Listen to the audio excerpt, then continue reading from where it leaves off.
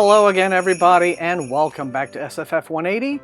It is Monday, December 21st. Thomas here, as always, and it is time for the last mailbag before Christmas. I hope you all have a wonderful holiday time planned.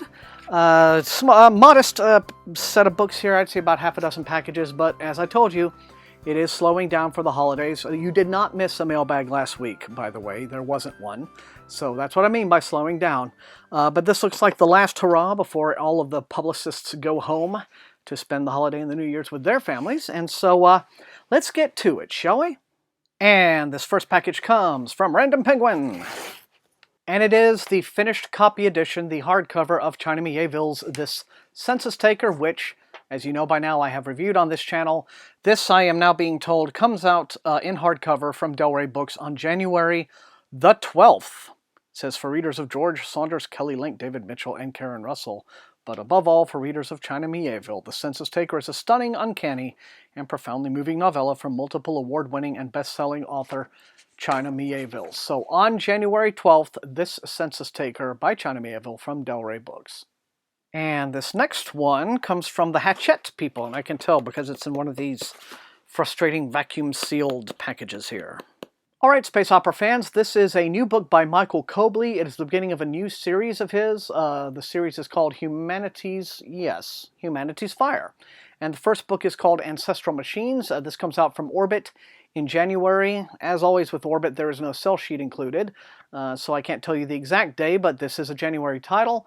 Now, I have Michael Cobley's earlier trilogy here, the one with the Seeds of Earth, The Orphaned Worlds, and The Ascendant Stars, which appears to be the first trilogy set in this universe, and this is now a follow-up novel set in the same universe.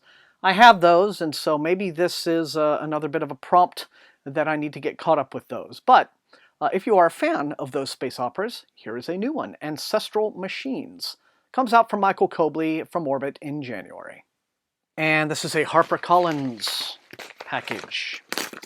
And it contains Blood of Innocence. This is an arc for the new book in the Sorcery Ascendant sequence by Mitchell Hogan. First book was Crucible of Souls, which I already have. So again, I guess it's time to get caught up with these. But this comes out February the 2nd from Harper Voyager. And it says, originally self-published, Hogan's series debut, Crucible of Souls, received the prestigious Aurealis Award. That is the Hugos of Australia. And both books were met with great commercial success. And so it says now, Harper Voyager is thrilled to be releasing Blood of Innocence for the first time in print, fully edited and revised, with an eye towards the release of the all-new, never-before-seen third novel in the series, which will be coming out in the fall. So, all right then. So this is a good traditional epic fantasy from Mitchell Hogan, and it comes out February 2nd. And something from Macmillan, so it could be a tour release. Okay, this is very nice to see. This is a book called World's End. The author is Will Elliott, and it is the third book in his Pendulum trilogy, and the first two books were The Pilgrims, followed by Shadow, both of which I have, and now the trilogy is complete. And I'm going to be doing this thing next year where I'm going to attempt to read lots of trilogies in sequence. So doing this thing like where I'm going to wait till they're all out and then read them all, especially for ones where I missed the first book when it first came out, wasn't really on the ball at the time. I'm going to try to be getting all caught up in one go. And so here we now have World's End. And let's see, comes out March 22nd, it says. I don't really want to give away too much because, you know, spoilers, but it says it is the powerful finale to the Pendulum trilogy. And it says, Laval, the magical world between worlds, is filled with power-damaged mages, stone giants, pit devils, and dragons, Laval's possible creators. The dragons, I mean. And it says, when Eric Albright, a luckless journalist, went through a battered red door under a railway bridge, he stepped into another realm that is both strange to behold and dangerous. So, World's End comes out March 22nd from Tor. Okay, this is interesting. This is something that has been sent directly to me by Tobias Buckle, the writer. So let's see what Toby sent, shall we? I wasn't aware he had my contact info, so with the... Oh!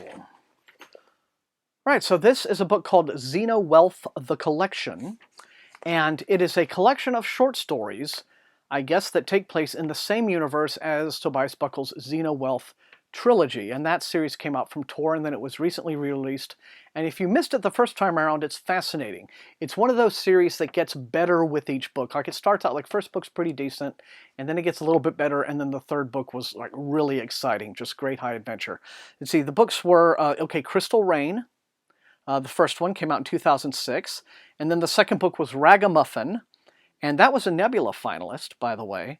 And then Sly Mongoose was the third book, and I thought Sly Mongoose was frickin' awesome. But it's a science fiction series, but it's set on an alien world where there has been some Mesoamerican influence in the colony there. So it's just find them and read them if you can. But this looks like a new book that Toby's put out himself, and it is a collection of short stories. Xena Wealth, the collection, set in that universe. And he crowdfunded this too, looks like, so congratulations. Look for this on the 15th of January.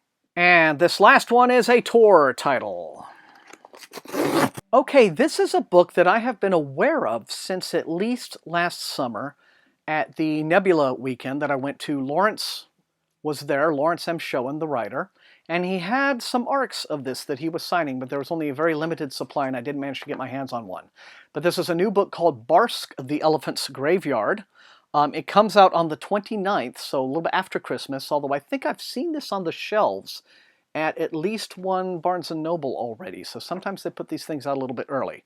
But like I said, Barska, the Elephant's Graveyard, the author is Lawrence M. Schoen, and it says, in a distant time and place, no remnants of human beings remain, but their successors thrive throughout the galaxy.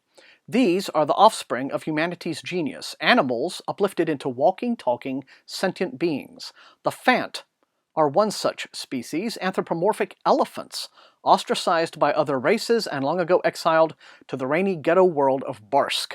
There they develop medicines upon which all species now depend. The most coveted of these drugs is Kof, which allows a small number of users to interact with the recently deceased and learn their secrets. To break the Fant's control of Kof, an off-world shadow group attempts to force the Fant to surrender their knowledge.